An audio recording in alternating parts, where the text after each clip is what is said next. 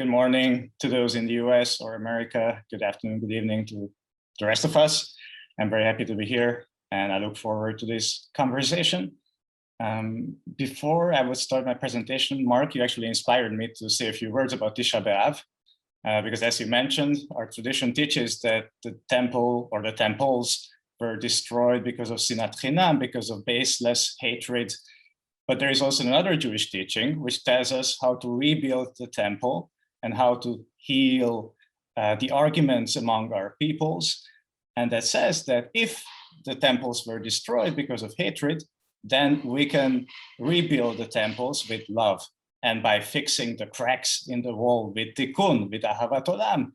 And I truly believe that challenging anti-Semitism is a way of fixing the cracks, is a way of bringing the love, eternal love to our lives. And I hope that this conference will make a contribution to that process of tikkun, to that process of fixing the cracks. So let us begin and speak about something not so full of love, QAnon. In this presentation, I will provide, first of all, a brief overview of what QAnon is. I won't go into the details because I assume that most of you are familiar with this group. Then I will identify the core archetypical elements of QAnon and show how these core narratives within the QAnon collective reproduce anti-Semitic tropes. And apart from that, I will offer the historical background and context to these tropes.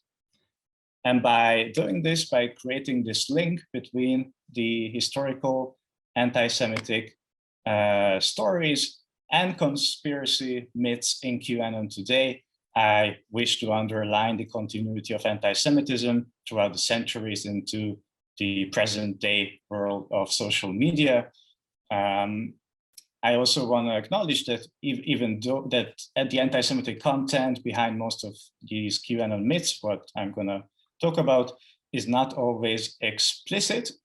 But I believe that by reviewing the historical background of these myths, we can create a better understanding of the anti-Semitic nature and character of these myths and potential danger of QAnon and those who believe in these conspiracy theories promoted by QAnon. So first of all, just a few words about what QAnon is. The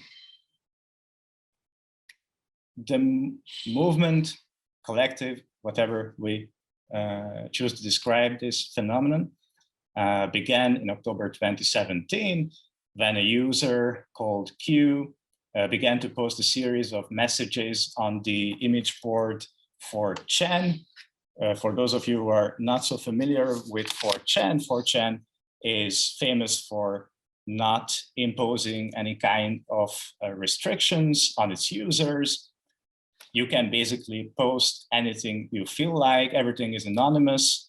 It's a portal where you can find, obviously, a tremendous amount of illegal content, which includes child pornography, or you can buy weapons, anything you imagine. But what's most interesting for us is a sub website of 4chan, or a subcategory of 4chan, known as politically incorrect, sometimes referred to as POL, abbreviated as POL. And it happened on this sub site of 4chan that Q began to post messages about an alleged conspiracy of the deep state against Trump, back then US president. We are not sure who exactly this Q, the person who is or was. There have been many theories and stories about this person or a group of people. Since it's not sure who is behind Q, I will not go into that now. By 2020, most of Q's new announcements happened on the image board 8chan, which is just like 4chan. It's the same system and the same concept, according to some QAnon followers who refer to themselves as Anons. They faced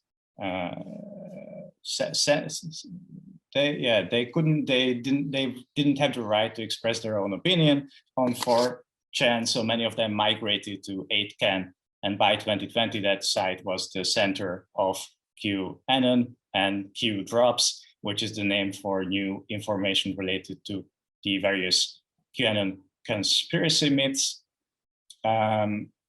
One thing I want to emphasize about QAnon conspiracy myths is that they are extremely fluid and flexible. Some scholars describe the conspiracy myths related to QAnon as meta-conspiracies. You can find all kinds of different myths which are usually not perpetuated by the same people. And here, in the case of QAnon, it's one collective which believes in 5G being the reason for COVID-19, and it's the same group that will tell you that there is a child sex trafficking ring under a pizzeria in DC. So it's extremely fluid, and you can find any conspiracy myth you are looking for, and you're always welcome to combine these conspiracy theories, because as you'll see soon, QAnon does combine everything that's possible to combine. Also, I think it's important to note that even though QAnon began on 4chan and became later on also very active on 8chan and on other platforms, we could find, and there are many studies on this, millions of tweets and posts and other comments, content on mainstream social media platforms too. And these mainstream social media platforms did contribute to the growth of QAnon, especially due to the role of algorithms on these sites. As you know, mainstream social media websites will recommend you a content that you have already liked or follow. That means if you liked one QAnon content, Facebook will recommend you another QAnon content, and very often it will recommend you a more radical, a more extreme content. So due to these algorithms, which are used by Facebook, Twitter, and also YouTube, basically once you expressed interest for QAnon, Facebook, Twitter, and YouTube will recommend you more content by QAnon. I have to note, this is not entirely true anymore, because the mainstream social media platforms, Facebook, Twitter, and YouTube alike, began to delete QAnon content, especially after the January 2020 attempt to, coup attempt in DC. Many of these platforms promised to be more harsh on QAnon, and many of them actually did delete groups or pages connected to QAnon. Which also led to a migration of QAnon content from Twitter to Telegram, for instance. Until today, Telegram is very much available for QAnon supporters.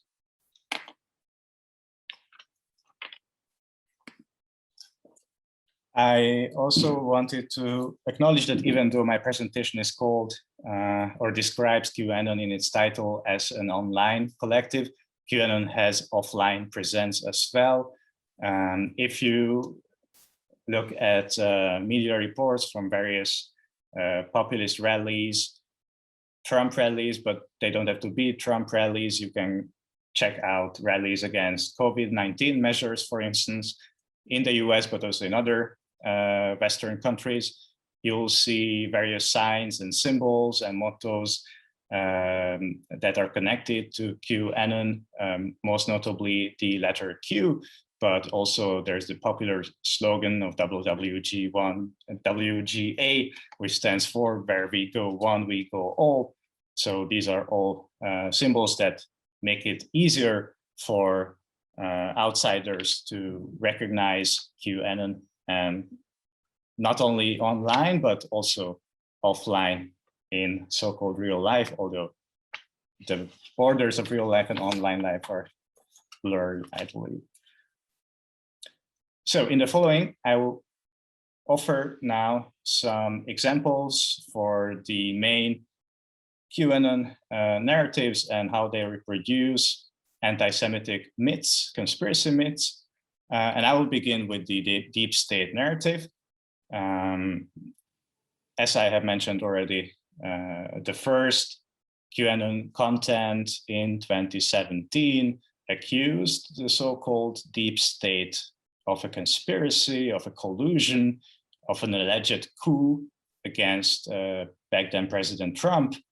And the real or imagined enemies of Trump were described by Q in this series of messages on 4chan as members of a deep state. And this terminology has been used before QAnon, so QAnon did not make up this whole deep state narrative. And it has been also used by Trump himself, who referred to the State Department as Deep State Department at the press briefing.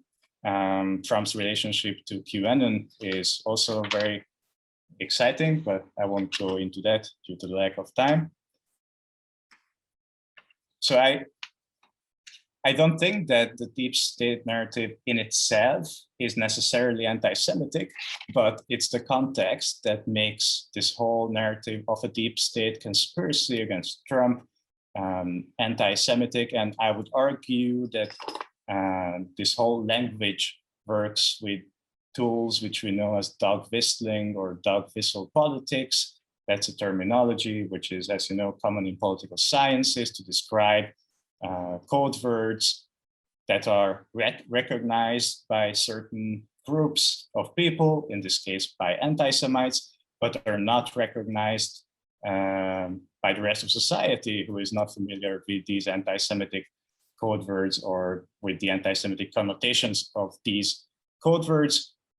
And for this reason, anti-Semitic authors will very often turn to dog whistling to mobilize their own group or their own readers, their own viewers or supporters, but not to alienate the rest of society.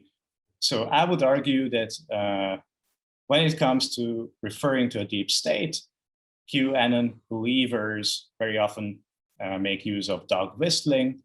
I would suggest that there is a parallel here to the myth of a Jewish world conspiracy and to other narratives of a so-called globalist elite or the New World Order, which we can all connect to QAnon's deep state myth. As you know, these myths of a globalist Jewish elite were asserted in several famous or rather infamous anti-Semitic pamphlets and articles, such as the Protocols of the Elders of Zion or in Henry Ford's The International Jew. I brought you another example on the screen. You can see on the right side a tweet by a QAnon believer. I can read it out loud. Why is it important that Donald Trump wins? The deep state plan is to take over the whole world. Again, I would argue that this language of a deep state trying to take over the whole world does reproduce anti-Semitic myths of Jews trying to take over the whole world.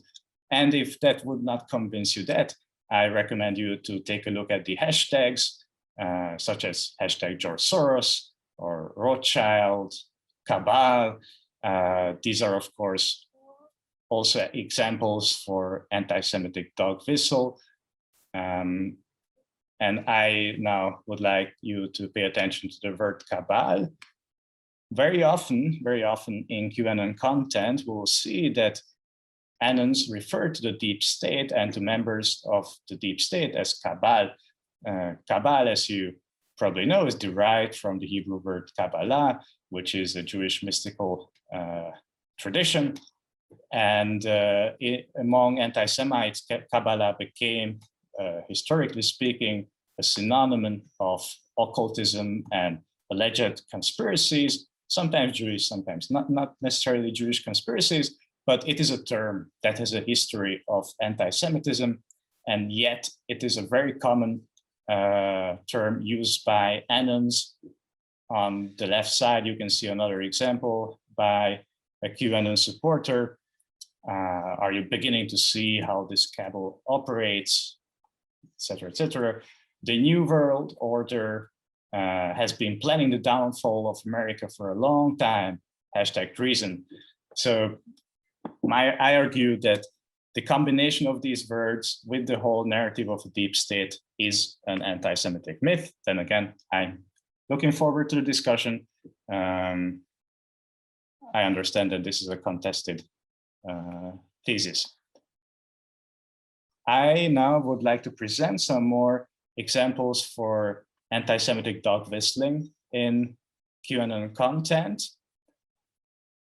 So as I mentioned before, dog whistle politics will not use or will not accuse Jews explicitly of conspiracies or whatever, anti-Western, anti-Christian behavior, but very often they will use code words. And one code word that has been used for centuries, since the 19th century, is of course the Rothschilds. As you know, the Rothschilds are a banking family, and for sure they were an influential banking family. And even though they, even though they are probably not as influential anymore as they used to be, their name is still until today associated with various anti-Semitic and anti-capitalist conspiracy myths. Even also in the US, not only in Europe, where the family is originally from, even though the Rothschilds have never managed to establish a chapter in the US, a successful chapter or branch in the US, the American anti-Semites have also referred to the Rothschilds very often, and that's definitely true for QAnon. I also brought you an example from QAnon believer, Republican representative Marjorie Taylor Greene from Georgia, who famously speculated in 2018 if the California wildfires were caused by a laser beam that is allegedly financed by the Rothschilds. I will just leave it like that, but I think that also shows that this is not just a fringe group that we can downplay. I think we have to take them serious, but I will say more about that later. And there is another code word for the influential Jew in the background that will influence everyday politics aside from the Rothschilds, and that's of course George Soros. And I was happy to see that there will be a separate presentation on Soros following this presentation, so I don't have to say much about him. But Soros, as you know, is a Hungarian-born American businessman and philanthropist who is not very popular with right-wing politicians and is a recurring topic of conspiracy myths. We can see many QAnon posts and content in general on George Soros. I brought you one example. As you can see, this post or this meme alleges that the real president of the US is not Joe Biden, but George Soros, and depicts Soros as the puppeteer behind Biden, and Biden being the puppet of Soros. I would argue that this is a classic example for the anti-Semitic trope of the powerful Jew behind a puppet, and the powerful Jew being a puppet master, pulling strings behind the scenes to their own profit, for their own interests. And these interests are supposedly going against the interests of the nation, of the country, in this case, the US. And again, I would encourage you to take a look at the hashtags. Very often we can see how these hashtags are linked to each other. There is, of course, much conspiracy content on George Soros, which is not QAnon content, but here, for instance, you can see that these conspiracy myths are connected by QAnon through the user making use of QAnon hashtags such as QAnonQ or WWG1WGA. Okay. I also wanted to mention the role of Christian traditional anti-Jewish content, even though QAnon is not a Christian collective, and we can also find content that is anti-church, definitely, but we can also find many Anons who will reproduce traditional Christian anti-Jewish conspiracy myths. I brought you two examples where they assert that Jews will hate Jesus. You can see that they also use the hashtag Rothschild. They reproduce this Christian anti-Jewish conspiracy myth that the Jews as a collective were responsible for the murder of Jesus or for the crucifixion of Jesus. Here in the example above, there is a connection between the Talmud and the Jews and the Illuminati, Freemasons. These are all century-old conspiracy myths, and QAnon supporters don't hesitate to make use of them and to reproduce this associative connection between the Jew and the devil or Satan or et cetera, et cetera. I don't think I have to make any further explanations on this. Now, initially, as I said before, QAnon was most of all focusing on this alleged deep state conspiracy against Trump. But as time went by, and I already referred to this, a bunch of other conspiracy myths were woven into QAnon. And by 2020, one of the most prominent and visible conspiracy myths of QAnon became the story that liberal Hollywood elites were engaged in adrenochrome harvesting. Adrenochrome is a substance which does exist and which helps you heal an open wound. But according to QAnons, it can do much more than that. According to Anons, this drug, adrenochrome, will help you live longer. And they believe that this liberal Hollywood elites extract from tortured children's blood the hormone adrenaline and use adrenaline to create adrenochrome. I mean, obviously there is no evidence whatsoever, but as we know, in new conspiracies or new conspiracy myths, evidence is not the most important factor. If there are enough people making a claim, if there are enough people claiming that this is a real drug that is extracted from tortured children's blood, then that's the evidence you were looking for. Okay, I will argue that this particular narrative is also rooted in anti-Semitism, even though when Anons refer to the so-called liberal Hollywood elites, they will mention many actors and actresses who are not Jewish or who were not Jewish, such as Oprah Winfrey. She is very often mentioned in these QAnon conspiracy myths on the Hollywood elites and blood libel. But I believe that we can create a connection between this myth and previous myths on Hollywood being a platform for Jews to manipulate the public mind. And as you know, until today, there's a number of people in America who believe that Hollywood is controlled by Jews. And I also wanted to add that the whole narrative of a secretive group of people using the blood of children to live longer or for whatever purpose can be also traced back to legends of Jews killing children, Christian children especially, using their blood for various rituals, especially for baking matzah bread for Passover. As you know, these myths had led to mob violence and pogroms in the past. And even today, there are far-right terrorists, both in the US and in Europe, who make reference to the blood libel theories in justifying their anti-Semitic hatred and hate crimes, such as the far-right terrorist who killed a Jewish woman in the Chabad synagogue in 2019 in Poway outside of San Diego.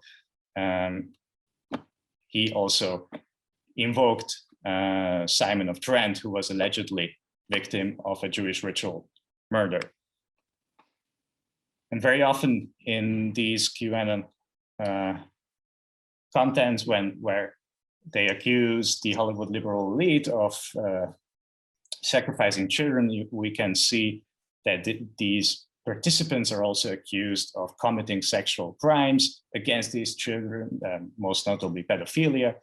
I would argue that we can create here a connection to historical examples for the connection between anti-Semitism and anti-feminism or homophobia, etc., etc. And I brought you another example for QAnon on the streets, not only online.